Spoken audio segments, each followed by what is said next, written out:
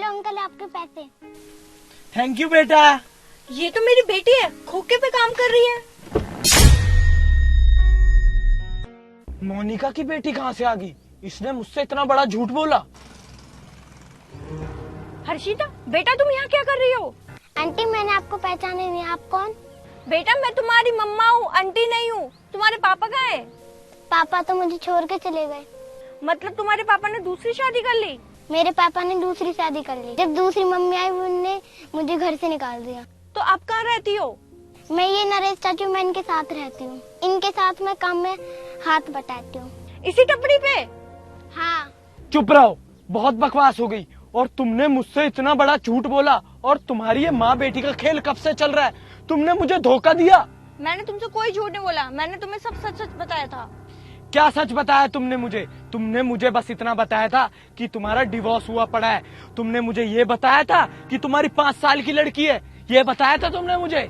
बहुत हो गया तुम्हारा। जब मेरा तलाक हुआ तब ये 1 साल की थी और कोर्ट का जो फैसला आया, सारी जो कस्टडी थी वो इसके पापा को मिली। मजबूरन मुझे कोर्ट का फैसला मानना पड़ा। इसका मतलब ये नहीं है कि मैं इसे भूल जाऊंगी, इससे प्यार नहीं करूंगी। बस बहुत हुआ तुम्हारा। मुझे अपने और तुम्हारे बीच में कोई नहीं चाहिए, ना ये लड़की चाहिए। और ये लड़की वैसे भी अपनी जिंदगी जी रही है जैसे जी रही है, इस नरेश वरेश के साथ। मुझे इससे कोई मतलब नहीं है, मुझे कोई नहीं चाहिए। और तुम चलो मेरे साथ। इसे तुम जिंदगी जीना कहते हो? मेरी बेटी रोड पे चाय बेचेगी? तुम तो मुझसे प्यार करते थे ना, मेरी बेटी मेरे साथ ही रहेगी। मैं अपनी बेटी को ऐसे कैसे छोड़ सकती हूँ? और तुम भी तो मुझसे प्यार करते हो ना, क्या तुम मेरी बेटी को नहीं अपना सकते? हम तो शादी भी करने वाले हैं, हमारी बेटी हमारे साथ ही रहेगी। अच्छा, मैं किसी और की बेटी को नहीं अपना सकता। ये मेरी और तुम्हारी बेटी नहीं है। मैं चाहता हूँ मेरा और तुम्हारा बच्चा, मैं इसको अपने साथ नहीं रख सकता। पुनीत ये तुम्हारी मर्जी है, तुम्हें इसे साथ रखना है या नहीं रखना, पर ये मेरी बेटी है, इसको मैं ऐसे नहीं छोड़ सकती। पर तुम में थोड़ी सी इंसानियत बची है ना, तो थोड़ा सोच लो। ठीक है, तो अब तुम अपनी बेटी के साथ ही रहो, मैं चलता हूँ।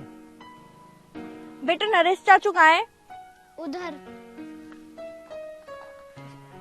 अरे मैम साहब, आप पहचाना मुझे? नहीं। अरे मेरे पापा आपके यहाँ ड्राइवर की जॉब करते थे। आपके बहुत एहसान है मैम साहब हम पर। अच्छा तुम रामू अंकल के बेटे हो। पर मुझे ये बताओ, ये तुम्हें मिली कहाँ? अरे मैम साहब, मुझे कुछ साल पहले उस रेड लाइट पर मिली। ये रो रही थी और खाना मांग रही थी। तो मैंने इससे पूछा, बेटा तुम कौन हो, कहाँ से आए हो? तो इसने मुझे अपना एड्रेस बताया। तो मुझे उससे पता लगा कि ये तुम्हारी बच्ची है। और मैं तो तुम्हारा कब से इंतजार कर रहा था कि तुम आओ, मैं इसे तुम्हें सौंप दूं। और वैसे मैम साहब, मैं तुम्हें एक बात बताऊं, बच्चे ना भगवान का रूप होते हैं। शुक्रिया भैया इतने दिन इसका ध्यान रखने के लिए। अरे मैडम शर्मिंदा मत करो ये बात कहकर।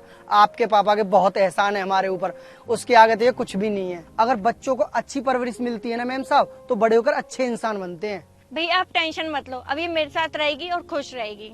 ठीक है बेटा, अब अपनी मम्मी के साथ रहना और खूब पढ़ाई करना मन लगा के। ठीक है भैया, मैं चलती हूँ। मोनिका रुको। और मोनिका मुझे माफ कर देना यार। मुझे ना अचानक कुछ समझ नहीं आया कि मैं क्या रिएक्ट करूं। मुझे एकदम तुम्हारी बेटी के बारे में पता लगा तो मुझे समझ नहीं आया। गुस्से में मैंने पता नहीं क्या क्या कह दिया। मुझे इसके लिए माफ कर दो।